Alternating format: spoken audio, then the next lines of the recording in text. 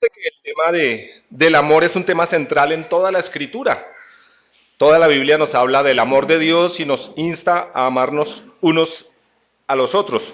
Recuerda que Jesús cuando hace como un resumen de la ley dice, la ley y los profetas se resumen en ama a Dios y ama a tu prójimo. Así que casi que la revelación de Dios es el amor de Cristo y nos llama siempre a amarnos. Y aquí en el tema que vamos a estudiar hoy, Juan va a hacer un contraste entre el amor y el odio, básicamente. Quiero que me acompañen al texto en mención, primera de Juan, capítulo 3, versículo 11. Yo leo de Nueva Traducción Viviente, si quiere seguirme, si tiene una versión diferente. Primera de Juan 3, 11 dice, este es el mensaje que ustedes han oído desde el principio, que nos amemos unos a otros. No debemos ser como Caín, quien pertenecía al maligno y mató a su hermano. ¿Y por qué lo mató? Porque Caín hacía lo malo y su hermano lo recto. Así que, amados hermanos, no se sorprendan si el mundo los odia, dice acá. Si amamos a nuestros hermanos creyentes, eso demuestra que hemos pasado de muerte a vida. Pero el que no tiene amor sigue muerto. Todo el que odia a su hermano, en el fondo de su corazón, es un asesino. Y ustedes saben que ningún asesino tiene vida eterna en él. Conocemos lo que es el amor verdadero porque Jesús entregó su vida por nosotros. De manera que nosotros también tenemos que dar la vida por nuestros hermanos.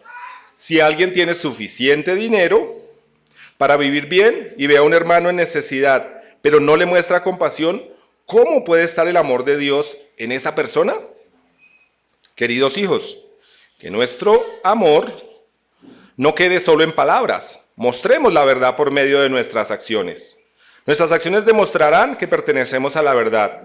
Entonces estaremos confiados cuando estemos delante de Dios. Versículo 20. Aún si nos sentimos culpables, Dios es superior a nuestros sentimientos y Él lo sabe todo. Queridos amigos, si no nos sentimos culpables, podemos acercarnos a Dios con plena confianza y recibiremos de Él todo lo que le pidamos porque lo obedecemos y hacemos las cosas que le agradan. Y su mandamiento es el siguiente: debemos creer en el nombre de su Hijo Jesucristo y amarnos unos a otros, así como Él nos lo ordenó. Los que obedecen los mandamientos de Dios permanecen en comunión con Él, y Él permanece en comunión con ellos. Y sabemos que Él vive en nosotros porque el Espíritu que nos dio vive en nosotros. Padre, queremos darte muchas gracias por el privilegio y la enorme responsabilidad que tenemos cuando abrimos tu palabra, Señor. Tu palabra fue puesta para instruirnos, para guiarnos, Señor. Ayúdanos a tomar tu palabra y vernos reflejados en ella. Ayúdanos a corregir lo que está mal en nuestra vida. Oro por que nos des ánimo, Señor, a los que estemos desanimados. Oro porque salves a aquel que no te conoce, Señor. Y oro porque obres grandemente entre nosotros, Señor. Gracias por tu palabra, gracias por tu Espíritu que nos la revela. Y en el nombre del Señor Jesús oramos. Amén. Y para darle un título al mensaje le coloqué: del amor al odio solo hay un sacrificio. Eso es del amor al odio, pero aquí estamos hablando del odio al amor. Hay un sacrificio. Juan empieza diciéndoles que es el mensaje que se ha hablado desde el principio. Desde que el hombre fue creado, se le inculcó que debía amar a su creador y amar a su prójimo. Y precisamente Juan nombra un ejemplo de Génesis. Es un ejemplo negativo. Habla de Caín, la segunda generación de la raza humana. ¿Y Caín qué hizo con su hermano? Lo mató a Abel. Pero pensemos de dónde empezó el problema de Caín. O sea, ¿por qué Caín mató a Abel? Creo que el primer problema que tuvo Caín fue que no quiso creerle a Dios. No confió en las palabras de Dios y en su corazón empezó a arraigarse el odio por su hermano. Y luego creció la rebelión contra Dios y terminó matando a su hermano.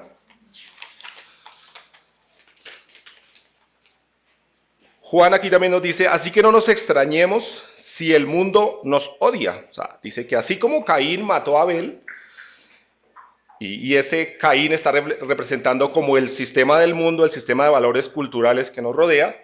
Es muy probable que ese mundo odie al creyente. Es muy normal, así como Caín odiaba a su hermano Abel, así el que no conoce a Dios o los que no conocen a Dios pueden llegar a odiar al creyente. Estos versículos no nos dice que siempre que nos van a odiar o que siempre el incrédulo va a odiar al creyente. No necesariamente siempre es así, ¿cierto? O no que todos los que no conocen a Dios van a odiar a los creyentes. Pero lo que nos dice es que no nos debemos extrañar si nos odian. Eso puede pasar. Pensemos, ¿por qué algún no creyente puede llegar a odiar al creyente? ¿Cuál sería una razón para odiarlo o cuáles serían las razones? Sí, por no pensar igual, ¿cierto? Dice que Caín odió a Abel porque las obras de Abel eran buenas. Dice que sus obras eran justas y rectas. Y las de Caín, por el contrario, eran malas. Le pregunto, ¿usted o yo hemos experimentado odio de los no creyentes hacia nosotros? ¿Ha sentido eso? ¿En algún momento se ha visto quizás despreciado, se ha visto burlado? ¿Sí? Eso de alguna manera es algo que se da, ¿cierto? Vuelvo y digo, no anhelamos eso ni debe ser una muestra de orgullo, es que me odian porque yo soy creyente y ellos no, pero es algo que se da, ¿cierto? Es triste que pase eso, pero así debe ser. Eh, Ahora, yo creo que el odio que se fundó en el corazón de Caín fue porque él veía que Abel hacía lo correcto delante de Dios y eso a él no le molestaba. Pienso también en las figuras que la Biblia muestra acerca de lo que nosotros somos. Siempre, por ejemplo, dice que nosotros somos la luz y contrasta que el mundo es la oscuridad, ¿cierto? Jesús es luz, nosotros somos luz y eso hace que contrastemos con ellos, ¿sí? Nosotros no somos parecidos a ellos, pensamos, en muchos aspectos pensamos de forma diametralmente opuesta y eso generará siempre un conflicto, ¿cierto? Dice Juan, en el Evangelio de Juan, dice que Jesús vino, la luz vino al mundo, pero los hombres dice que amaron ¿qué? Más las tinieblas que la luz, y dice que no quieren venir a la luz para que no sean descubiertas sus obras. O sea, nosotros como creyentes somos, y si vivimos de manera como la Biblia enseña, debemos vivir de manera que reflejemos la luz de Dios. Por el contrario, el que no conoce a Dios no refleja eso, refleja todo lo contrario. La Biblia dice, con amor y con respeto, pero la Biblia dice que aquel que no conoce a Dios es hijo del diablo, ¿cierto? O sea, somos los hijos de Dios y los hijos del diablo y vivimos de manera muy distinta, muy diferente. Y eso hace que se genere muchas veces una crítica, una oposición al creyente, ¿cierto? Un burlarse, un decir, ¿por qué ustedes viven así? O sea, nos llaman retrógrados, nos llaman mojigatos, nos llaman mil cosas porque nosotros no nos amoldamos a este mundo, sino vivimos de manera bíblica. Ese es nuestro deber, vuelvo y digo, nuestro deber no es buscarnos enemigos y decir, no, pues es que me van a odiar y yo desde ya no me importa ser odioso, no, ¿cierto? Mi deber es de vivir de manera bíblica, de manera que refleje el nombre de Dios. Si Él me dice que yo debo abstenerme de ciertas cosas, debo hacerlo. Si Él me dice que yo debo vivir de X manera, debo hacerlo, ¿cierto? Ya. Si como consecuencia de eso me van a amar, gloria a Dios, pero si como consecuencia de eso me van a odiar, pues gloria a Dios también por eso, ¿cierto? Es evidente y tiene que ser evidente que nuestra vida debe ser muy distinta a la del no creyente. Pienso, por ejemplo, en el libro de Hechos. Creo que todos aquí hemos leído Hechos y si no lo ha hecho, le recomiendo que lo haga. O pensemos en los primeros cristianos. Si usted mira algo de historia de los primeros cristianos que morían en el circo, ¿cierto? ¿Por qué morían allí? ¿Cuál era la causa? Por su fe, ¿cierto? Porque estaban obedeciendo a Dios. Simplemente ellos no fueron a atacar a los romanos o no fue, sino simplemente morían por su fe. Y fíjese en el libro de Hechos que también muchos, ahí también algunos murieron. Esteban murió allí en Hechos. ¿Por qué? Por hablar la verdad de Dios. Piensen en todos los apóstoles. La Biblia no nos registra la muerte, creo que de ninguno de ellos, pero históricamente se registra que ellos murieron de forma violenta todos. Unos fueron aserrados, otros murieron crucificados, de mil maneras. Murieron de muertes violentas. Pienso en Juan el Bautista. Juan el Bautista, cuando vio que Herodes estaba viviendo en adulterio con una mujer que no era su esposa, Juan el Bautista hubiera podido decir, pues, allá él, pues, problema de él, pues yo voy a orar por él. O no, Juan se paró y lo confrontó. Le dijo, no te es lícito tener a esa mujer. Y por eso perdió la cabeza, ¿cierto? Entonces uno puede decir, no, pues es que allá los incrédulos, ¿cómo viven? Yo no me voy a meter, yo mejor no los voy a molestar, sino voy a tratar de decirles, o no decirles nada, o como que no los voy a confrontar con ciertas cosas de su vida. Pero, pero pensemos en esos ejemplos de la Biblia. O sea, yo pienso, bueno, ¿por qué como creyentes no sentimos tanta oposición? Quizás culturalmente estamos en un sitio donde el cristianismo no es perseguido abiertamente. En este momento en diferentes partes del mundo, como en China, como aún en Europa, hay persecución en muchas partes del mundo donde los creyentes, por predicar el evangelio, son asesinados, son perseguidos. Quizás nosotros aquí no somos perseguidos, pero quizás también es porque nosotros no estamos haciendo lo que debemos, no estamos predicando el evangelio, no estamos reflejando a Dios. Quizás a nosotros nos cuesta decirles a los demás que su estilo de vida es pecaminoso. Ahora, vuelvo y digo, no estoy llamándolos a que vayamos en nuestra carne a decirle a los vecinos pecaminosos, adúlteros, borrachos, mujeriegos, ¿cierto? Creo que yo pienso en Juan el Bautista y en ellos, y yo creo que ellos lo hacían guiados en el amor de Dios, y primero que tenemos que pedirle a Dios es amor de Él para poderle hablar a las personas.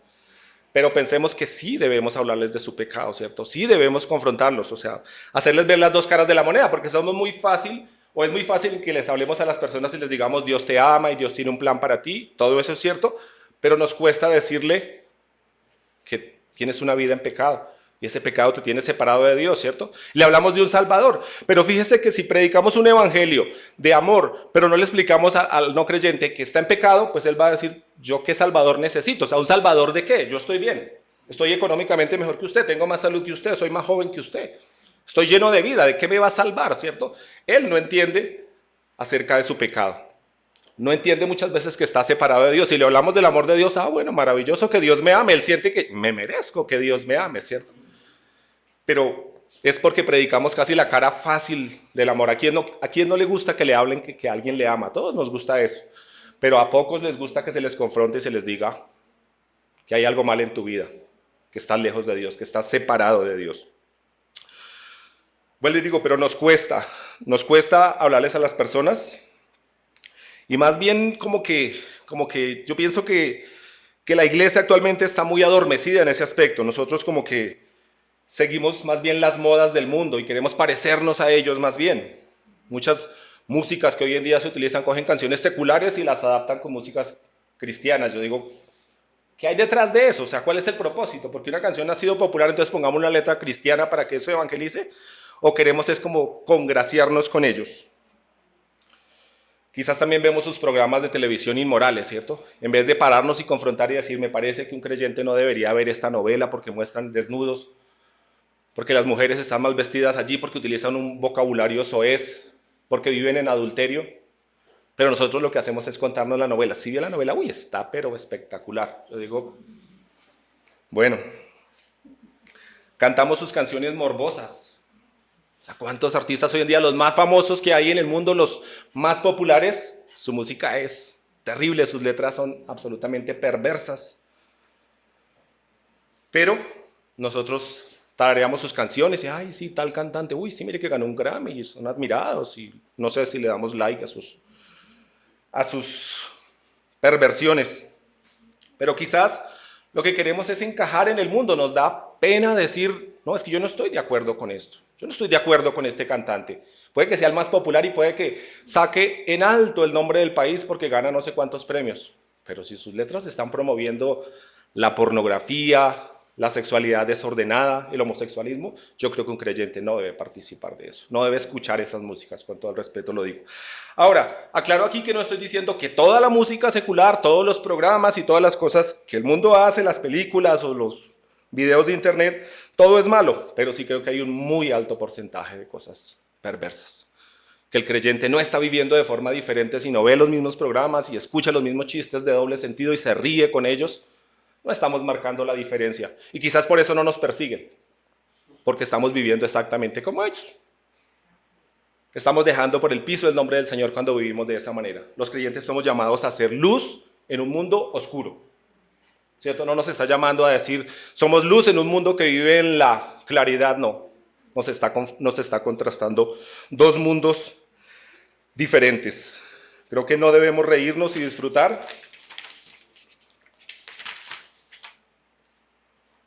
con cosas que promueven los pecados por los que Cristo tuvo que ir a la cruz. O sea, si Cristo tuvo que morir a causa del pecado sexual, nosotros no deberíamos de reírnos de eso y disfrutar de eso y congraciarnos con eso, deberíamos condenarlo y decir eso está mal, eso ofende el nombre del Señor. Como le digo a mis hijos a veces, ¿tú crees que Jesús escucharía esa música? ¿Vería ese programa de televisión? ¿Se imagina a Jesús sentado en su sala con el control remoto, usted y él viendo el mismo programa? ¿Usted cree que Jesús lo vería con usted? ¿Y se reiría del chiste que se rió usted? ¿Escucharía esa música con usted? Yo creo que es un buen filtro, ¿cierto? Pensar qué haría Jesús. Volvemos al texto. En el versículo 14 dice que si amamos a los creyentes, demuestra que somos creyentes. Si usted y yo somos creyentes, debemos amar al creyente. Eso es un distintivo, algo que nos debe caracterizar. Debemos amar. Dice que amar a los hermanos, dice. Ahora, ¿debemos entonces odiar a los enemigos? No. En este texto se enfoca principalmente en amar a los hermanos, pero recuerdan en Mateo que dice que debemos aún amar a nuestros enemigos. Somos llamados a amar a nuestros enemigos. Vuelvo y digo, aquí el enfoque será los hermanos, pero siempre debemos amar. Nosotros como creyentes no tenemos enemigos. Que allá afuera algunas personas nos odien, sí, somos enemigos de ellos, pero nosotros no los podemos considerar nuestros enemigos, ¿cierto? Hablando de seres humanos, obviamente. Se nos manda que debemos amar. Esa debe ser una característica del creyente. Y en lo que hemos visto de Juan, es una carta que nos lleva a pensar en eso. Si somos creyentes debe caracterizarnos ciertas cosas, la obediencia, el amor, la comunión, ¿cierto? Aquí vuelve a tocarnos el tema del amor. El creyente está llamado a amar. Dice algo interesante también en el 14, dice, pasar de muerte a vida. Fíjese que lo natural para nosotros es pasar de vida hacia la muerte. Vamos en camino hacia la muerte. Aquí todos vamos en camino hacia la muerte. Unos más pronto, otros vamos más atrasados, otros van retrasados, otros están más cercanos, pero todos vamos en camino hacia la muerte.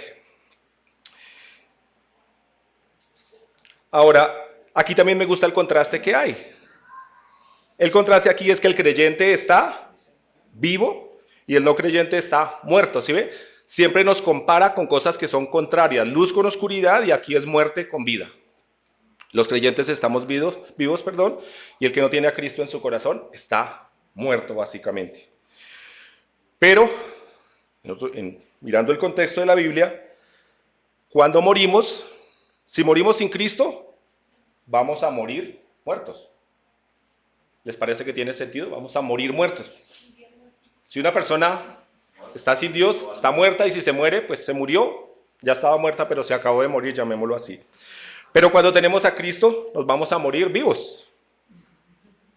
Interesante, ¿no? Vamos a morir en Él, tenemos esperanza en Él. Esa es la diferencia, vuelvo y digo, es diametralmente opuesto a los puntos que da la palabra del Señor.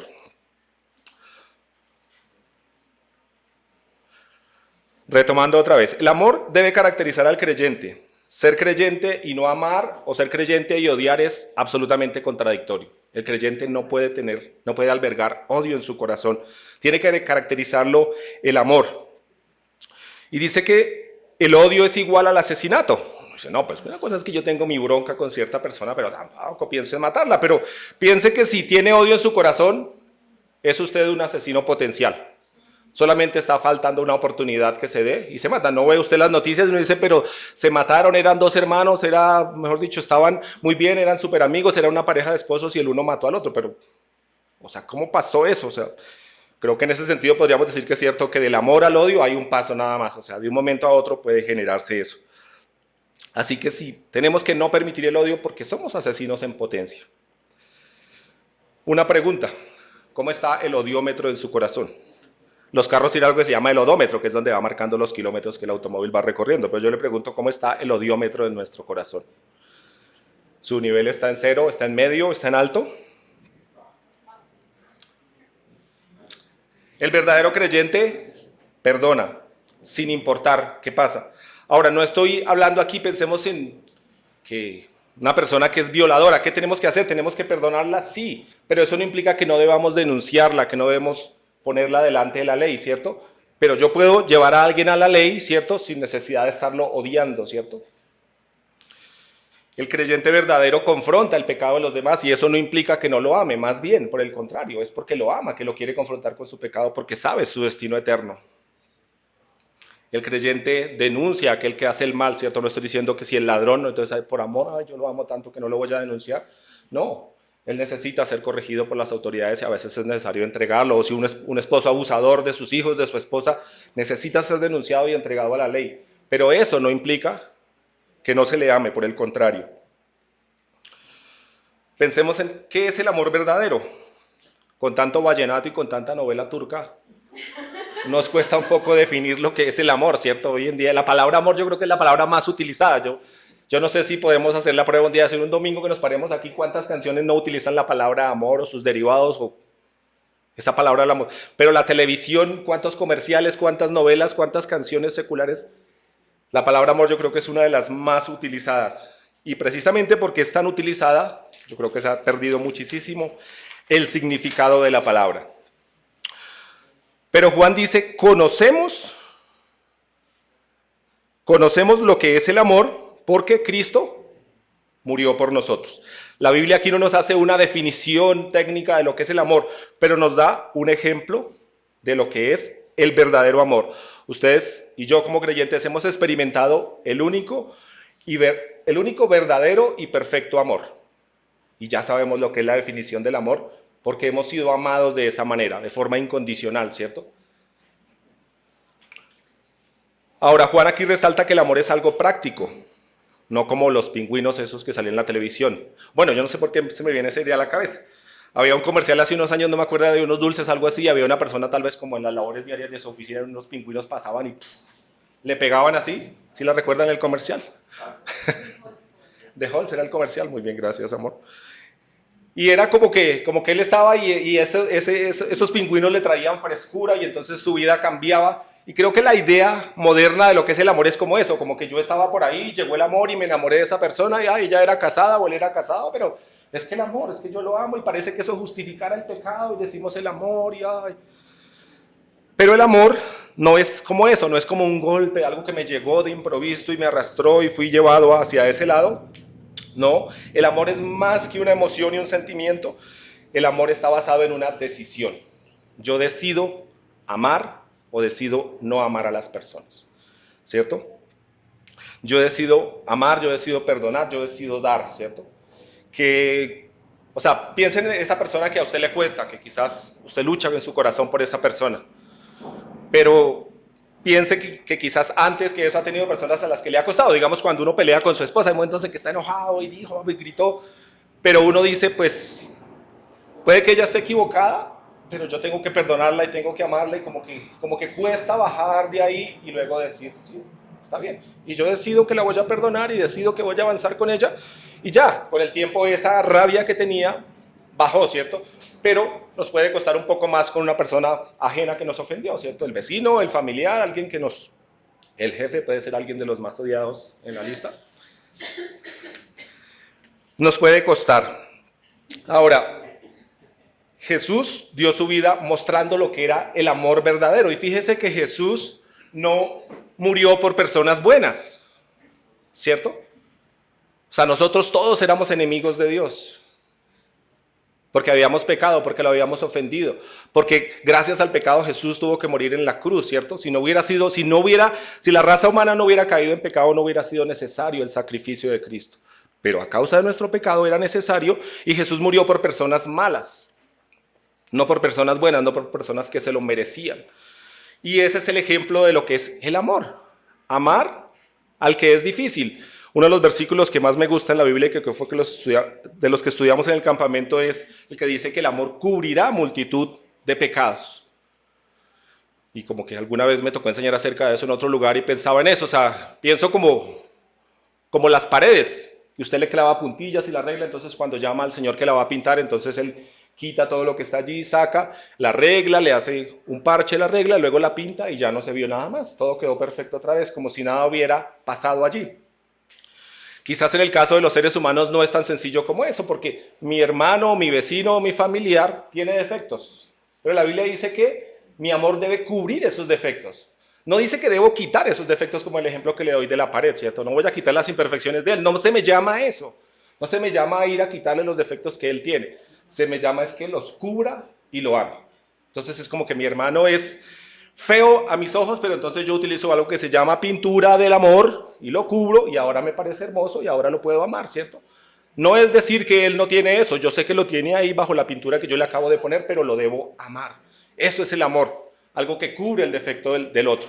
Vuelvo y digo, no que lo quita. Nuestro anhelo y muchas veces los conflictos en la pareja pasan por eso.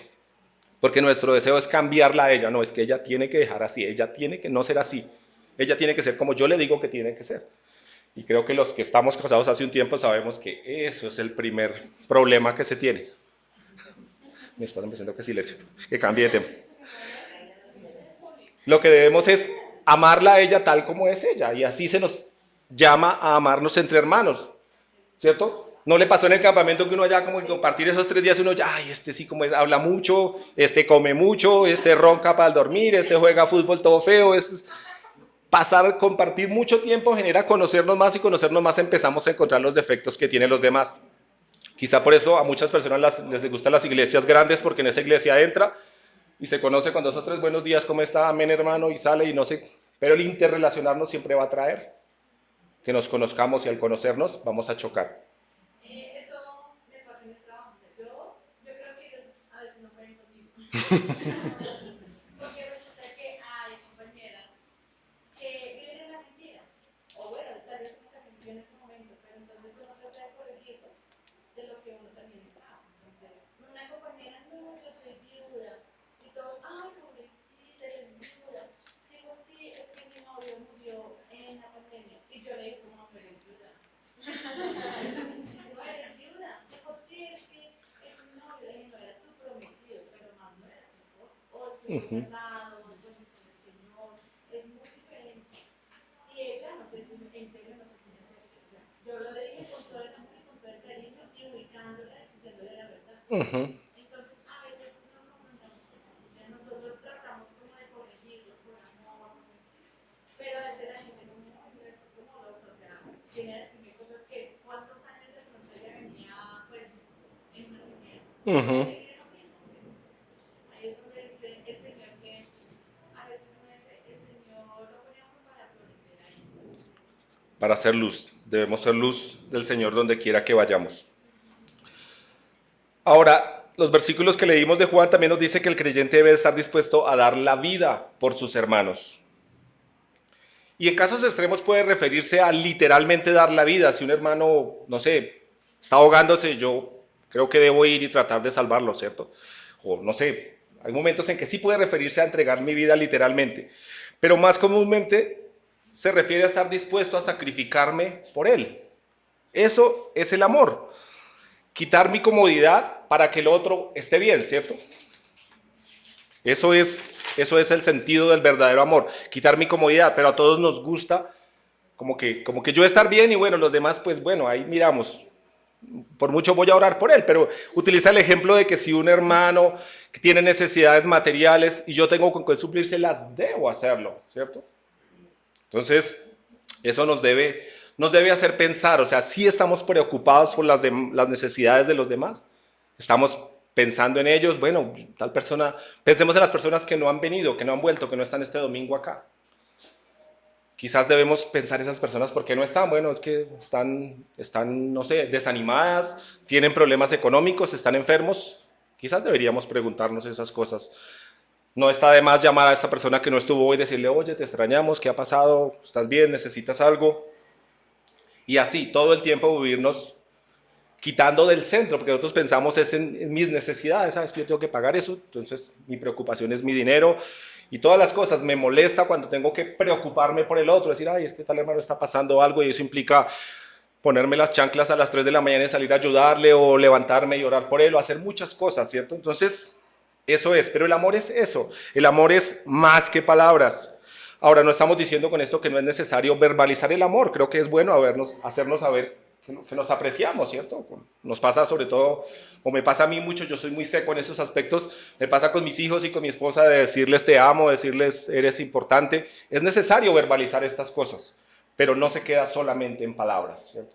Debe ser actos. Eso es lo que, ¿cómo se llama? Eso es lo que confirma mis palabras. Yo puedo decir muchas palabras, pero si lo que hago no lo confirma, pues mis palabras son más solamente palabras bonitas y las palabras se las lleva el viento.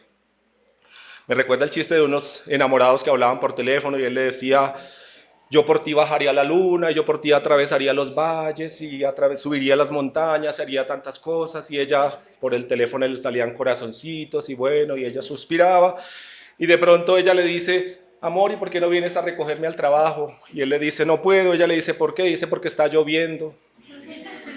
Y creo que así es el amor de nosotros. Podemos decir muchas cosas, pero a la hora de llevarlo a la práctica nos cuesta, ¿cierto? Podemos decirle a las personas, sí, hermano, yo lo amo, yo estoy orando por usted, pero si usted tiene problemas, pues mire a ver, mire a ver si el banco le presta o mire a ver cómo soluciona, ¿cierto? Creo que aquí Juan nos da como un edificio de valores. Lo primero que tenemos que hacer es creer en Jesús. Al creer en Jesús vivimos en la verdad. Al vivir en la verdad, entonces tenemos amor hacia los demás.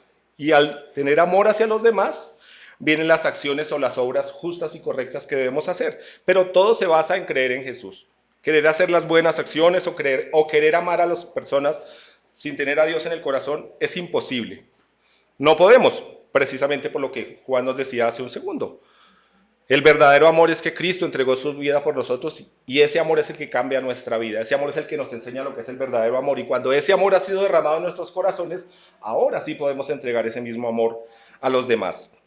¿Recuerdan cuando estudiamos Santiago? Santiago nos enseñaba acerca de la fe y las obras. Pues aquí Juan nos está hablando del amor y las obras. El amor se ve reflejado en obras. El amor no es solamente un sentimiento y una emoción, sino que deben mostrarse. Esas son las evidencias de que yo amo a las personas. Vuelvo y digo, yo puedo decirle a mi esposa, te amo, a mis hijos los amo, pero si yo no proveo para ellos al menos, eso queda solamente en palabras bonitas. Versículo 19. ¿Quién tiene Reina? ¿Tú tienes Reina Valera? ¿Me puedes leer versículo 19? Juan 3, 19. Y en esto conocemos que somos de la verdad y aseguraremos nuestros corazones delante de Él. En esto conocemos que somos de la verdad y aseguraremos nuestros corazones delante de Él. En esta versión, en Nueva Traducción Viviente, dice, si nuestro corazón nos reprende o si nos sentimos culpables. Juan está tocando el tema de que en nuestro corazón a veces nos podemos sentir culpables, aún condenados. No sé si a uno como creyente, tal vez en los primeros pasos como creyente a veces se siente culpable, es decir, ¿será que yo soy? ¿Será que no soy? Sí, pero yo soy un mal creyente. Pero en el versículo 19 dice que conocemos que somos de Él. La palabra de Dios nos lleva a centrarnos más en lo que somos que en lo que sentimos. No se trata de lo que hay en mi corazón, no se trata de mis sentimientos.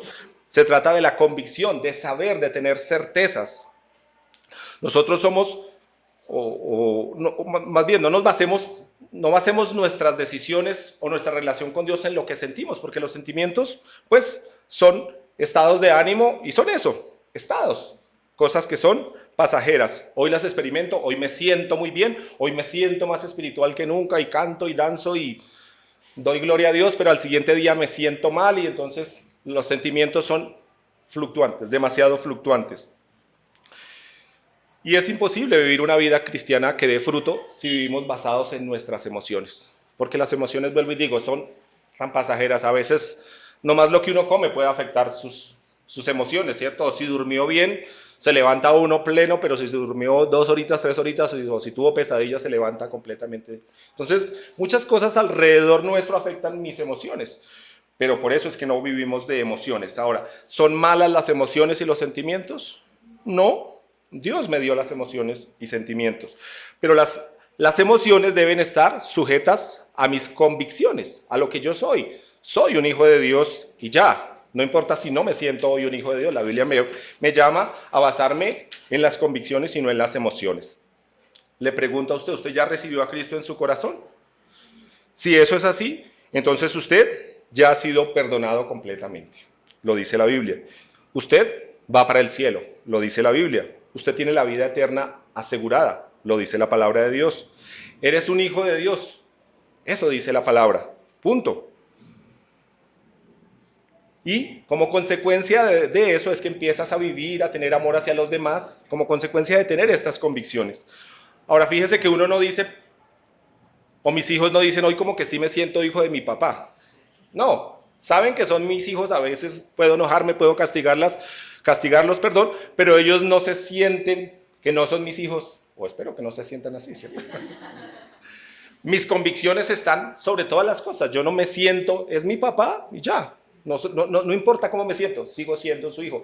Yo tuve un mal padre, no sé si aún estará vivo o no, pero sé que soy su hijo a pesar de todo. Pero la Biblia nos manda a fortalecerme sabiendo lo que soy un hijo de Dios. No importa que Satanás trate de hablarte al oído y decirte que no, que ya no eres, que perdiste tu salvación. No, la Biblia nos llama a basarnos en certezas. Somos sus hijos. Nuestra vida descansa segura en Él. Si hemos recibido a Cristo, nuestra vida está absolutamente segura en Él. No depende de nuestras emociones. Ahora dice en el 21 que si nos acercamos, o sea que si ya somos sus hijos, entonces nos podemos acercar confiados a Él y recibimos lo que pedimos. Pero el versículo, ojo, no es un versículo que como que pida y reciba ya, así como un rapi del cielo que usted pide y seguro va a recibir cualquier cosa, lo que quiera. No, el sentido correcto es que la plena confianza que yo puedo tener en Dios y le puedo pedir con esa plena confianza está basada en mi plena comunión con Él. Si yo tengo una perfecta relación con Dios, si estoy en comunión con Él, puedo pedir confiadamente. ¿Y sabe por qué puedo pedir confiadamente? ¿Y sabe por qué la palabra me asegura que lo voy a recibir? Porque voy a pedir de acuerdo a su voluntad, no de acuerdo a la mía. No voy a pedir un Rolls Royce, estoy seguro de eso, ¿cierto? No, voy a pedir por cosas cosas materiales que realmente necesito, o por mi crecimiento espiritual, o por la salvación de alguien. Entonces, esas cosas Dios traerá respuesta porque son de acuerdo a su voluntad. Recibiremos lo que pedimos cuando estamos en completa comunión con Él. Juan cierra la enseñanza del capítulo 3, cierra repasando acerca de cuál es su mandamiento. ¿Y cuál es el mandamiento? Porque dice que si le obedecemos a Él, recibiremos lo que pedimos. Entonces, ¿qué es lo que tenemos que obedecer? Pues creer en Cristo. Creer en Cristo, amarnos entre creyentes, obedecer, y todas estas cosas traen una verdadera comunión con Él. Como que hace un resumen de todo lo que nos ha venido diciendo. Y una vez más dice que, y sabemos, una vez más, una certeza, sabemos por el Espíritu Santo que nos dio. La Biblia dice que cuando usted y yo recibimos a Cristo en el corazón, el Espíritu Santo viene a morar dentro de nosotros. Vive dentro de nosotros. El Espíritu Santo, si usted es un creyente, el Espíritu Santo está ahí dentro de usted. Que a veces por nuestro pecado, por nuestra frialdad espiritual puede que esté, ahí sí como se dice, apequeñadito ahí, pero ahí está. Esa es la voz de Dios. Yo no puedo explicar cómo puedo saber que el Espíritu está allí. No es una emoción, no es un sentimiento, es una certeza de que está allí. Él está allí. Él es la voz de Dios que me está diciendo, eso que estás haciendo no está bien, debes leer más, debes orar más, debes buscarme más. Pero allí está. Y cuando su Espíritu está dentro de nosotros, Él es el que nos guía, Él es el que nos capacita, nos fortalece para vivir la vida que Dios quiere que vivamos. Así que tenemos mucha riqueza, ¿cierto? Dios nos manda a amar y vuelvo y digo, eso es un tema difícil. Yo quizás no he luchado mucho con el odio, pero sí he escuchado historias de personas que les cuesta demasiado el perdón, decir, esa persona me hizo tal daño y yo no lo puedo perdonar, eso no lo puedo hacer. Pero digo, necesitamos, o aquel que lucha con eso, si usted sabe que hay odio en su corazón por alguien, usted lo que necesita es primero, tener a Cristo en su corazón y segundo, dejar que el Espíritu Santo obre dentro de usted.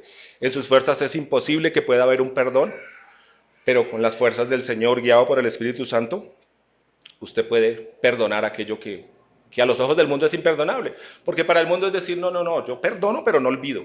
Eso no es perdón.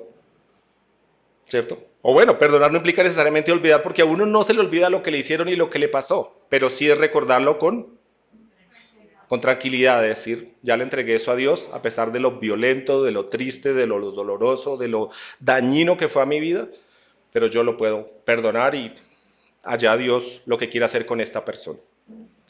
Quiero cerrar leyendo una ilustración.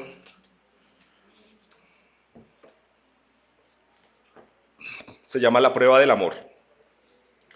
En la década de los años 60, durante el tiempo de la lucha de los derechos civiles en los Estados Unidos, un pastor blanco, predicaba que todos los seres humanos son iguales ante Dios y debían serlo ante la ley humana. Como consecuencia recibió amenazas de muerte. Un día le llamaron por teléfono a casa y le amenazaron con poner una bomba en su auto si insistía en predicar aquellas ideas. Su esposa vio la preocupación reflejada en el rostro de su marido y le preguntó qué pasaba. Él intentó desviar la conversación, pero la intuición de ella la hizo sospechar algo e insistió en saber y al fin logró sacarle la noticia. A la mañana siguiente, cuando él se levantó, vio que la esposa no estaba en la casa, ni el auto aparcado en la puerta. Al poco tiempo llegó ella y le preguntó a dónde había ido tan temprano. Ella se excusó diciendo que había ido por leche a la tienda, pero la realidad es que había varias botellas de leche en la hielera. Él pidió que le dijera la verdad y ella admitió que había salido con el auto para asegurarse de que no habían puesto una bomba, pues prefería sufrirlo ella en vez de su marido. Él confesaba después que nunca más tuvo que preguntarle a su esposa si le amaba. Se lo había demostrado de manera absoluta arriesgando su vida. Tampoco tenemos necesidad de preguntarle a Dios si nos ama. Él nos lo demostró en Cristo y en la cruz del Calvario. Podemos hacer nuestra gran verdad de Juan 3:16 con absoluta seguridad. Señor, gracias. Queremos terminar dando porque tu palabra nos recuerda el amor de Cristo. Gracias porque conocemos el verdadero amor en Cristo, Señor. El mundo ha tergiversado tanto la idea del amor, Señor, que allá afuera es imposible entender lo que es el verdadero amor. Pero tu palabra nos da como ejemplo y como base de nuestro amor el amor de Cristo. Yo te pido que todos aquí tengamos a Cristo en el corazón, que hayamos recibido ese amor, Señor, y que por amor, Señor, a ti, por obediencia a ti, llevemos ese mensaje a otras personas, Señor. Allá afuera hay muchas personas que se están perdiendo, Señor, quizás nuestros vecinos, los compañeros del colegio, de la universidad, del trabajo, Señor, y nos cuesta mucho hablarles de ti, Señor. Ayúdanos a no amoldarnos a este mundo y seguir sus prácticas y sus ideas con el fin de no sentirnos avergonzados, Señor. Ayúdanos más bien a sentirnos avergonzados delante de ti por no ser luz donde quiera que nos has puesto, Señor. Gracias porque el amor de tuyo ha transformado nuestra vida, Señor. Nos sabemos valiosos y amados porque Cristo murió por nosotros.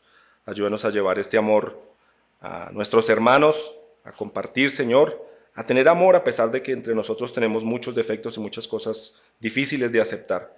Pero tú nos has amado así, Señor, y nos mandas a amarnos de esa misma manera. Oro porque el amor sea una característica de nosotros, de esta iglesia, Señor, y de todas las iglesias donde quiera que están, Señor. Tu palabra dice que los demás conocerán que conocemos a Dios en que el amor tuyo permanece, Señor. Ayúdanos a tener ese distintivo como creyentes, que tengamos amor, Señor. Oro por aquellos que pueden luchar con el odio, Señor, que hay cosas en su corazón que necesitan perdonar, Señor. Ayúdales a entender que Cristo perdonó lo que era imperdonable. Cristo, el perfecto, el que no había cometido ningún error y ningún pecado, Señor, pudo amar a pecadores tan perversos como nosotros. De la misma manera nosotros podemos perdonar a aquel que nos ha ofendido, a aquel que nos maltrató, Señor. Ayúdanos a tener ese perdón de Jesús en nuestro corazón, Señor. Y oro porque nos ayudes a vivir la verdad de tu palabra. Ayúdanos a afianzarnos en la fe, Señor. Que tu Espíritu fortalezca, Señor, y refuerce esas verdades en nuestros corazones. Que no andemos como el viento llevados de aquí para allá, Señor, por la duda, por el temor. Ayúdanos a tener la certeza que Cristo es nuestro Señor y de esa manera vivir. Gracias por tu palabra, Señor, porque es perfecta y te pido que nos ayudes a continuar en nuestras casas y en el resto de la semana a estar pensando lo que tu palabra nos habla. Pedimos esto en el nombre del Señor Jesús. Amén.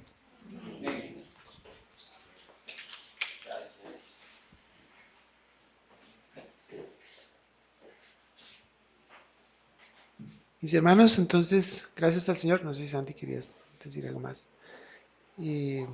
Gracias al Señor por su palabra y sigamos meditando en estas cosas, sigamos leyendo.